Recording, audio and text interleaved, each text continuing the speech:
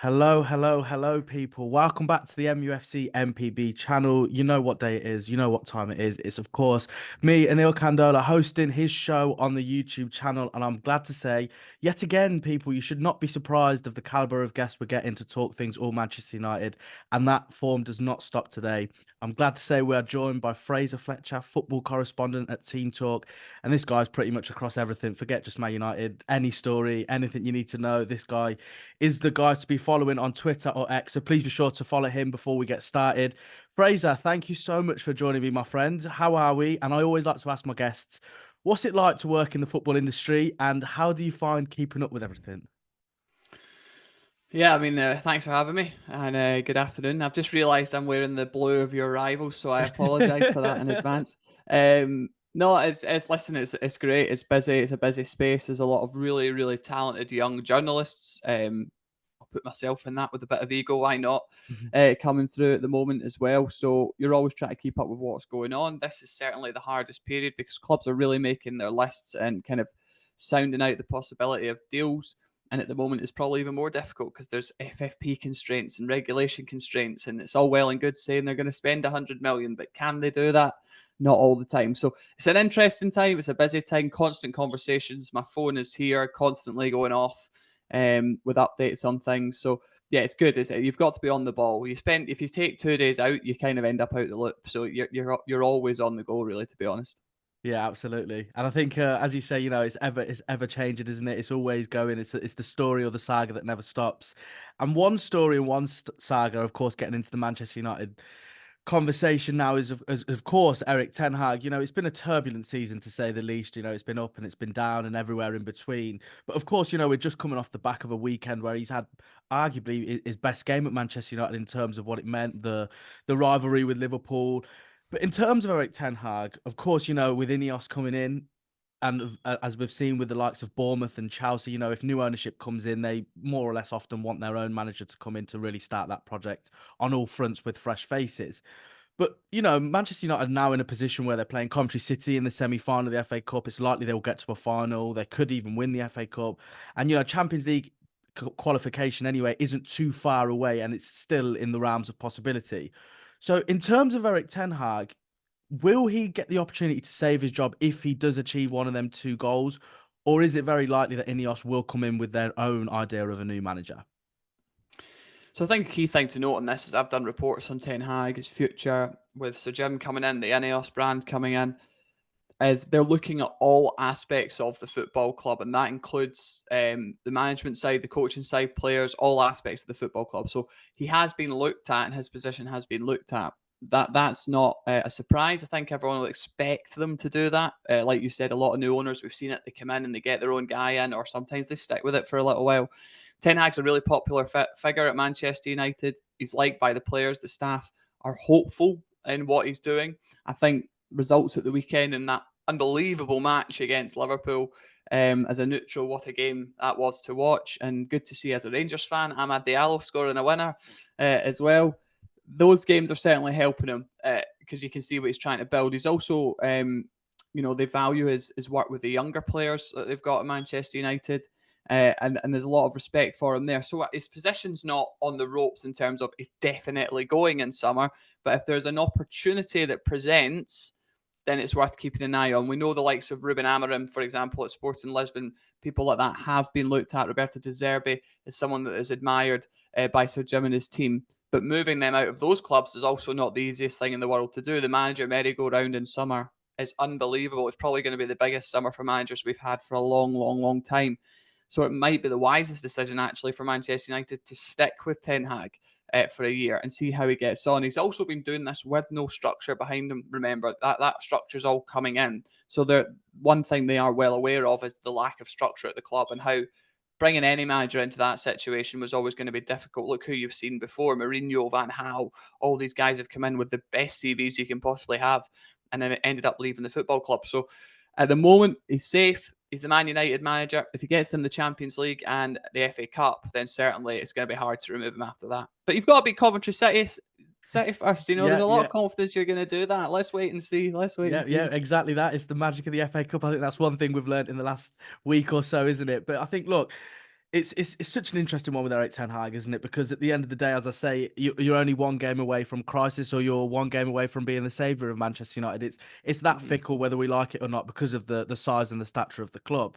And I think one thing, and one of the main reasons why I really wanted to speak to you, mate, and get you on and sort of pick your brains and compare notes, if you like, is of course, the transfer window, as we know, is coming up, and it's coming up very quickly. It's before we know it, we're going to be right in the thick of things and amongst the transfers in and out of Manchester United. But let's just start with the outgoings at the club. Of course, there is a lot of players who are very unsure. There's only just recently Christian Eriksen has come out and expressed his disappointment, if you like, with the lack of playing time. And also, there are several players that, from my understanding anyway, are still on this list of Manchester United players that could potentially be sold in order to raise funds to allow Sir Jim Ratcliffe and Ineos to be in the best financial position they can in the summer. But from your side of things, what have you heard of the outgoings? Are the likes of Harry Maguire and Scott McTominay, as I've heard, are still very likely to leave the club? And what other stuff can you tell us?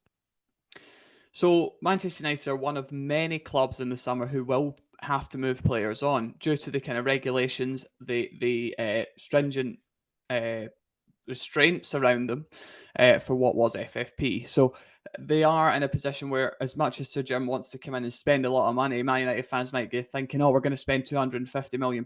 Premier League doesn't work like that anymore. You've got Newcastle with Saudi trillions, and they have to sell players, so it doesn't quite work that way. They are going to have to sell. Scott McTominay as a liked player still. West Ham United like, and we know Spurs have looked at him over the last couple of months as well. They want someone in the middle of the park there. Hence, like Conor Gallagher's links there as well. They very much like him. So Scott McTominay is a player you could probably see some bids arriving for. Harry Maguire, again, respected, really liked by the football club. The way he handled his losing his captaincy and his role in the squad is massively admired at Manchester United. He took a lot of stick in the press. Of course, we've seen that. Sometimes it was over the top. I'll say that as a neutral. And I thought he came on there against Liverpool and he made a huge impact in that game, really calmed Manchester United's defence down. But again, another player there's a lot of interest in. West Ham have had conversations about him previously. David Moyes is a massive admirer of Harry Maguire, and it's an area they're still looking to strengthen. So is that another area that they could sell someone? But Man United haven't got loads of numbers there. We know they've got Lisandro Martinez, who is clearly the first choice centre back at the football club when fit. Rafael Varane again played, but he's getting on now in age. He has opportunities perhaps in the summer. Saudi clubs looking at him as well. Lindelof, another one who's been on the fringes at Manchester United, but is a player who could go. We know that he is seen as a sellable asset at the club. And sorry to talk in such business speak, but that's the way they talk. These guys are sellable assets in business. Martial's another one. People like that are all still hanging around on the fringes again. So there's plenty of players they can sell at the football club, so they're not short on those options, and one or two of them will go because United do want to bring in some fresh blood, some fresh energy. So Jim's made that clear that he feels that there needs to be some excitement. And one thing an ownership or new part owners in this case want to do is give the fans that gift. That here's Robinho when Manchester City were taking over. Here's Bruno. Here's Alexander Isaac or Sandro Tonali and all these guys that Newcastle brought in. They need to do that. And they certainly are looking to do that with a number of targets this summer. Of course, it's. Do you know what? Of course, I cover a lot of the transfer stuff, particularly Manchester United in the summer and January. And although we're a couple of months out already, you can feel that it's going to be a big summer. Not necessarily with, as you say, maybe an Mbappe joining Manchester United, for instance, but in terms of the business that's coming and going, it's going to be very Yeah, difficult to. sorry to break your hearts, but we all know that's not happening, right? So I think Okay. Sir Jim's comments recently, Yeah, weren't they, where it's easy to buy Mbappe. The hard yeah, part is finding the next Mbappe, right? yeah, Yeah. I'm not quite sure the strength of that statement anyway. I think we'll have to wait and see how that one unfolds. I mean, the If it was next easy to Mbappe. buy him, he might be at Man United. Exactly that. If only we were in an era where Mbappe would come to Manchester United in another life, maybe. But one realistic target anyway for Manchester United, and one that's been heavily linked, of course, with a move to Old Trafford, is Everton defender Jarrad Branthwaite. Now, of Mhm. course, I think this one, before we get your side of things and what you've heard, I think this is very dependent, isn't it, on Everton's future in terms of what league they're going to play. And of course, if they stay in the Premier League, I think they do have a bit of what can we say, credit in the bank, if you like, in terms of negotiation when it comes to a price tag. But of course, if they get relegated, we only have to look at the likes of Leicester. They sold James Maddison for 40 million, I believe it was, and if they were to secure Premier League safety at the time, I'm sure they would have got a lot more than that. So I think this one does come with a bit of a caveat in terms of Everton's future, of course. But how much of a top target, if you like, is Branthwaite for United? And what price tag or price range could United be looking at in terms of Everton's asking price? So it's one I've reported a lot on. I used to report on Everton kind of a lot, and I've got good links there. And what I will say on this is Everton value him extremely highly. And the likes of deals for like Wesley Fofana, for example, when he left Leicester for Chelsea, you look at the Lavia deals, the market has been skewed, and Everton are looking at a guy that's a full England international now. He's in the squad. He's playing more games. He had experience before that in the Eredivisie as well. And he's clearly a top talent in the English Premier League. So you're looking at the 70, 80 million pound mark. I put that out last week or a week ago, whenever it was originally, and it's now starting to come out everywhere else, which is what Everton are looking for. Clubs might look for something, whether they get it is a different thing, obviously. It's just the starting point negotiation. So Man United do like him. That is clear. We understand Manchester United like him a lot. One of the things we'll probably talk about another player who's of this ilk is Sir Jim wants to bring the best talent to Manchester United. That old thing of Man United used to be the club when there was a top talent. They went to Manchester United, and he's a fan, a supporter from that era who wants to bring that back. And that's what he sees Branthwaite. In terms of what league Everton are in, yep, if they're in the Premier League, they probably get closer to that figure. You talked about James Maddison there leaving for that pricing, which is, when you look back, what a deal that was for Tottenham, right? But there are caveats when there's relegations, because there'll be clauses in deals, especially at clubs like Everton, where we do know there are some triggers should a player be relegated in their deals. So that does change the price point slightly. My opinion is, this is just an opinion, so please don't take it as journalistic gospel. My opinion is they'll stay up, and I think there'll be a negotiation. And my opinion also is it doesn't matter what league they're in. I believe Jarrad Branthwaite will leave Everton this summer, and Manchester United are one of the clubs who will be right front of the queue to try and sign him. Top talent, hard deal to do, but there is the option there to do it. Yeah, for sure. I think it's almost a perfect mold of a Sir Jim Ratcliffe player, isn't it? A homegrown talent, as you say, now an international. It'll only be a couple of weeks until, or less than that now, isn't it? Until he puts on the famous white strip of his country, and again, you can just almost add another 10, 15 million each time, can't you? When it comes to that kind of stuff. But that's, as we Yeah, say, he's got the English tax, doesn't he? English Because tax, he's and then English, that often. if you combine that with the Manchester United tax, I think that's a whole lot of tax, isn't it? But That's it. And I think Scott McTominay should have Scottish tax on him, by the way. I'm just going to say that. maybe that's another episode for another time, my friend. But look, another name, of course, another Englishman in Michael Olise, who is, of Mhm. course, getting a lot of interest, not only for his performances at Crystal Palace, but it's a very interesting world that we live in with social media nowadays. I think a lot of Man United fans have ran with the idea that he wants to join them because when he scored the free kick against them last season, he refused or almost refrained from celebrating, which is, of course, for Manchester United fans, 2 + 2 = 10, and that, of course, means he wants to join Manchester United, right? But in terms of the serious business with Michael Olise, is he a high target for Manchester United? And what price point could we potentially be looking at for someone like this? Of course, again, as it is for Branthwaite with Everton, a very valuable asset to that football club. Well, this is one that definitely has had legwork done on it. We do know there's been conversations for Manchester United and Elise's team to kind of work out the kind of structure and ability and realistic possibility of a deal. So for Man United fans, it's got no connection to the free kick. I have not been told anything about that. That just sounds like football fans, to be honest. But yeah, Exactly that. what we do know is that if the opportunity came to go to Manchester United, Olise would be very, very, very interested in that. That is something that he would be interested in. He's a former Chelsea product, obviously, of their youth academy, and there was some thought that maybe Chelsea would be back in and use that to try and bring him back. But my understanding is at this point in time that if it was Chelsea and Manchester United at the table, he would go to Manchester United. It's something that does really, really excite him to put on that famous red shirt at the Theatre of Dreams, Old Trafford, and play for Manchester United. He is a target the club really like. He's seen as one of the top talents in the league, not just by Manchester United, of course. I think you don't have to be a football expert to see his ability. And we do know that there's been conversations happening there. Crystal Palace value him extremely highly, quite rightly, but he did just sign that new deal, obviously. And people say when he signs a new deal, that's him. That's Palace tied him down. Listen, we know how football works. Again, going back to the business side of things, I like football business personally. It's an asset that Palace have tied down the value of when he signed that new deal. So that's what they were doing there. You're looking around the 60, 70 plus mark at this point. I can't confirm a figure at this stage. I've not been given that, and I'm not going to come on here and lie to the fans. If there's a journalist that gets that exclusive in the next 2 minutes while we're talking, fantastic, good for them. But he's certainly a player that Manchester United would like to bring in. I think he suits what they're trying to do. He's got that flair, he's got that creativity.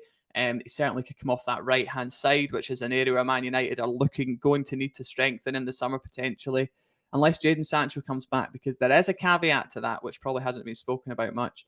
And yeah, he's a player that they really like. I think Olise to Manchester United is much more on the radar at the moment than Olise to Chelsea or even Jarrad Branthwaite, because it's a deal we know that there's been a lot of conversations about. Yeah, for sure. And I was going to move on to ask you another question, but you can't mention Jadon Sancho like that and not get. I set you up. You set me up. You're doing my job for me. At this stage, I might as well just leave the call and you can take care of everything, my friend. But take us away then. Jadon Sancho, of course, it's one of them situations again, which is going to be quite interesting to say the least, to see how it unfolds. Of course, with the added dynamic of the manager's future being uncertain, with the player's future, of course, being uncertain. What have you heard regarding Jadon Sancho?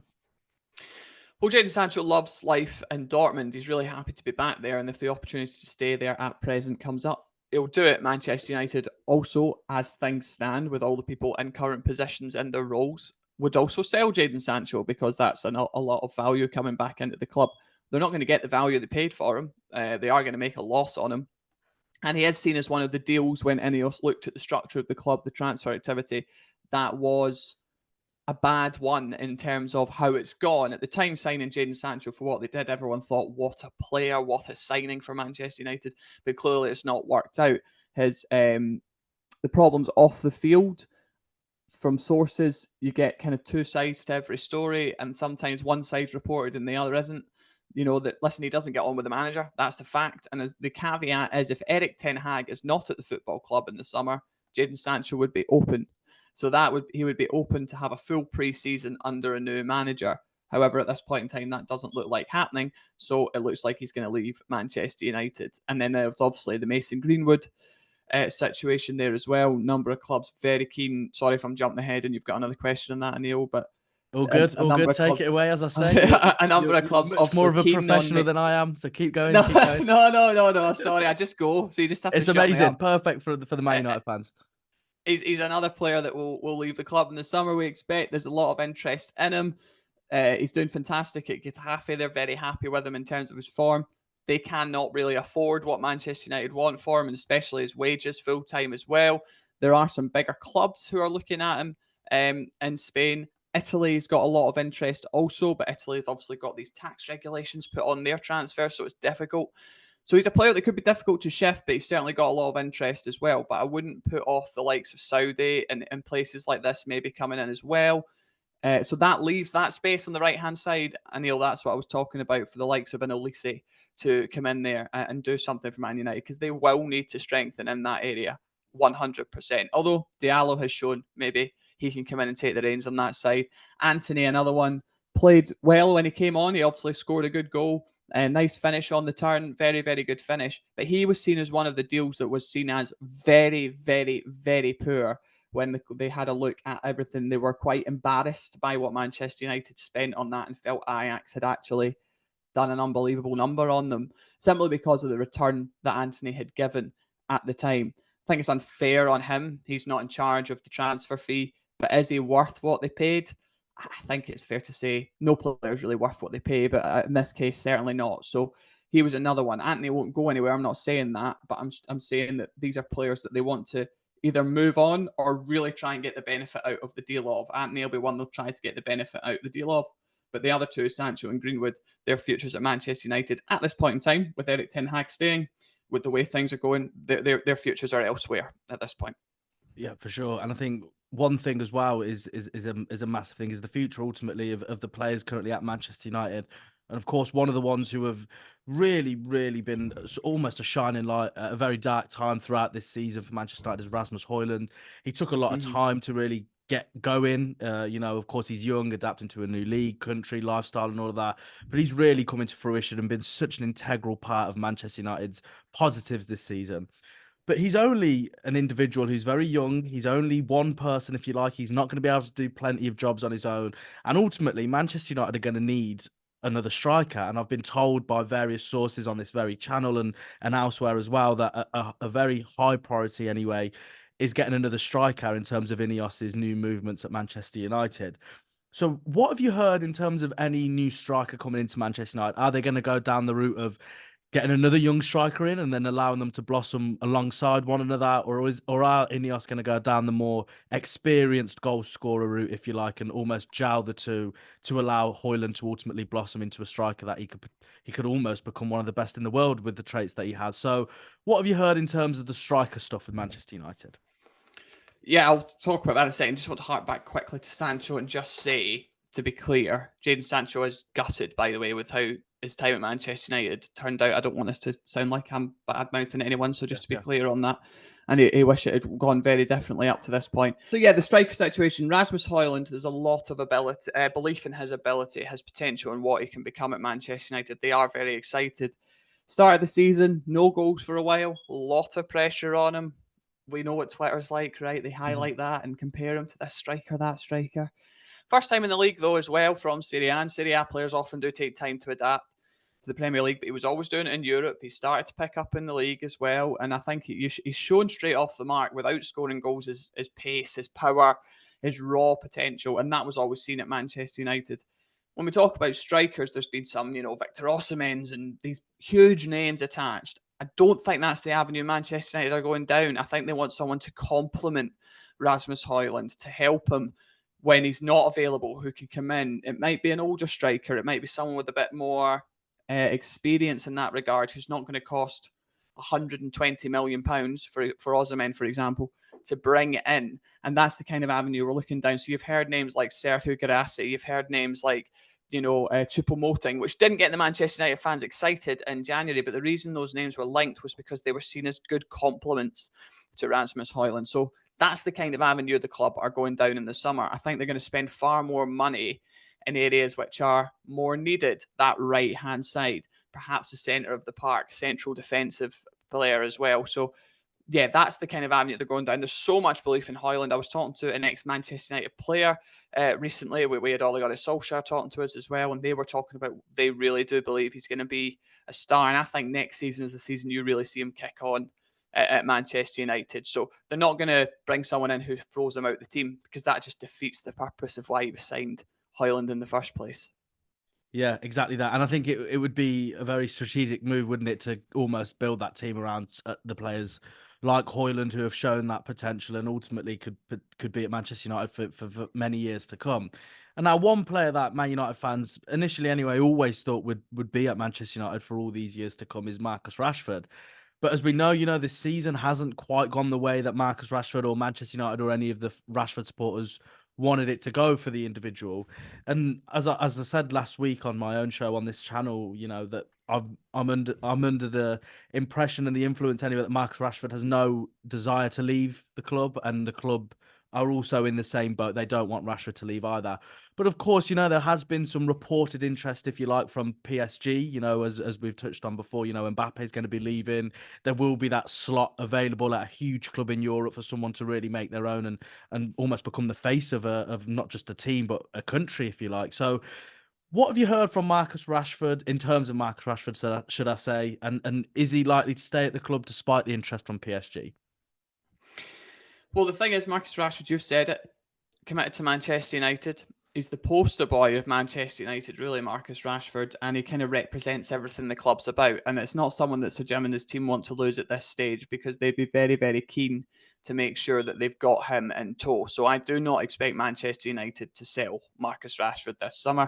There's a lot of links to PSG because they've had a long-held interest, and that is true. That stretch is now over about 3 years since they actually started looking at Marcus Rashford. but the difficulty of getting him out of Manchester United presents a problem for them. Yep, they've sold Kylian Mbappe, so they've certainly not got any financial fair play problems. They've got made a lot of wiggle room for themselves with that one.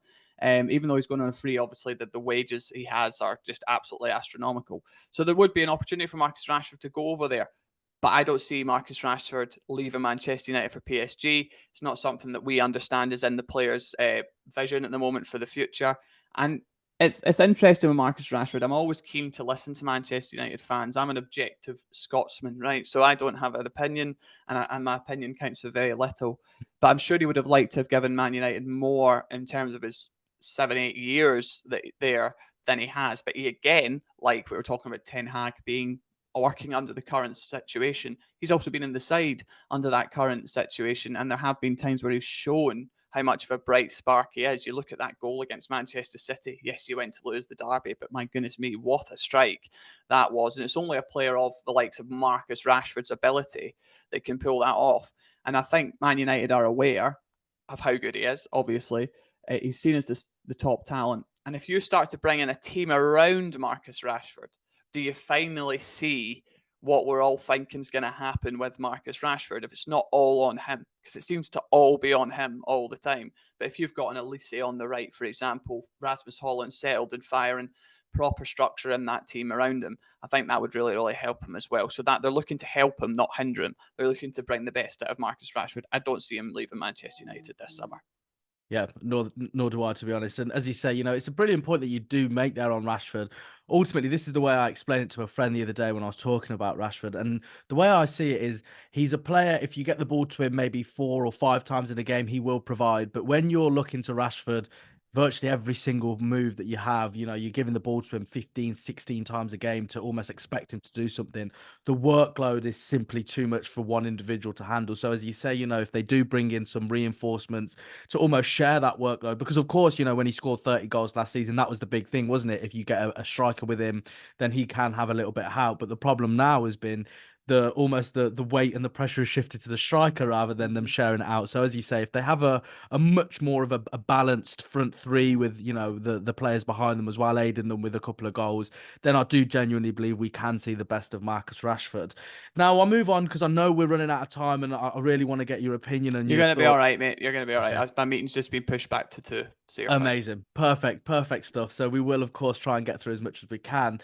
And now moving away slightly from the player transfers, let's go on to the board transfers, if you like. And of course, Ineos are going to be making a lot of changes. I'm under the impression that everyone's under review at Manchester United, irrespective of who it is. So is there any update? Let's start with Dan Ashworth. This was I think the first real concrete name that came out of the new Ineos structure.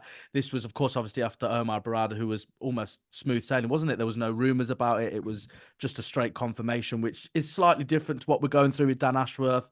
But is there any update? Are the two clubs in terms of Newcastle and Manchester United any closer to an agreement or the compensation, everything like that? What have you heard on Dan Ashworth?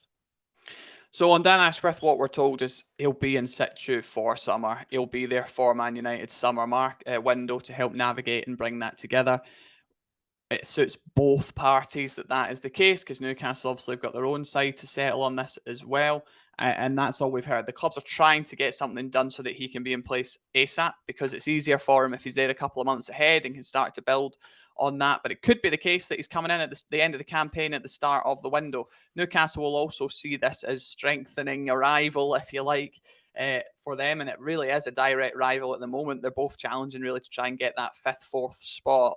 So they are, whether they make it difficult, it's not that. It's just Newcastle want bang for their buck. They want to make sure that they're getting what they can out of every part of this. So Dan Ashworth is on gardening leave. He can't work for Newcastle United. He can't work for Manchester United. He himself is kind of floating at the moment, and he'd like this. He obviously wants to go. Sorry, folks. Bert's joining the podcast. Bert the dog there, and Man United are trying to get that done. So that's one that we know is ongoing. And we do expect him to be in place for the summer transfer window. It's just whether they can get it done in the next couple of weeks, or they are looking at the end of the campaign and he comes in, which could be disruptive to their summer plans.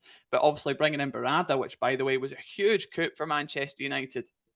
We were told that there was something happening and Jim Ratcliffe was working on something immediate.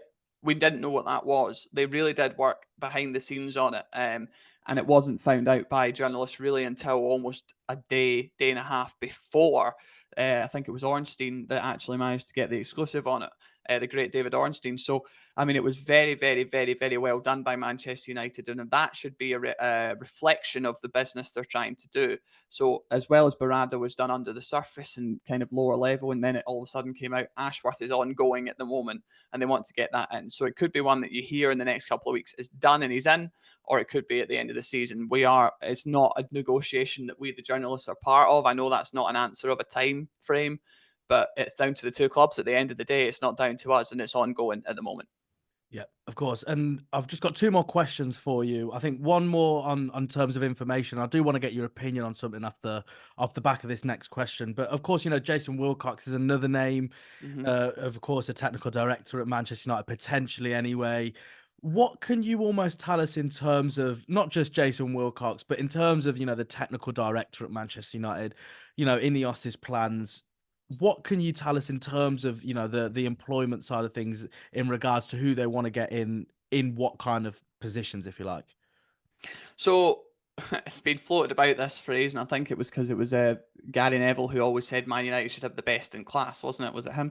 But that is basically what Ineos are looking to do. They're making sure Manchester United have the best in class. They have not had a proper structure through from the manager to a sporting director, technical director, CEO, up to the board, and that is what they're looking to do. Dan Ashworth is seen as the best sporting director in football at the moment, and Man United have gone for him. Jason Wilcox is seen as the best technical director, helping to navigate that youth system, the academy, the pathway through to the first team for people. And Man United are very keen on bringing him in. So we're expecting actually that to happen within the next week and a half. Not for it to be done, but for official movements to start happening on that front. So he's also in place for the summer. So he is someone they do very much like. And that's basically all Ineos are doing.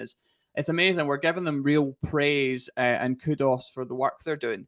What they're actually doing is very simple football things and common sense football things. And it shows the kind of lack of structure that has been at Manchester United when it's like Man United hire a CEO and everyone goes, wow, that's incredible. That's just common in a football club, to be honest. So that's the case again with Wilcox. We expect something on that in the next week and a half. We think he'd be very, very keen to take that on as well. Dougie Friedman was also linked, if you remember, at Crystal Palace. He has actually done incredible work in the background at Crystal Palace. It was actually pivotal in Glasner going there from Frankfurt recently, but we don't expect him to move. So Wilcox currently is the man who is on Man United's radar. Like I said, we expect official movements on that over the next couple of weeks, and him to be in situ with Ashworth in the summer as well.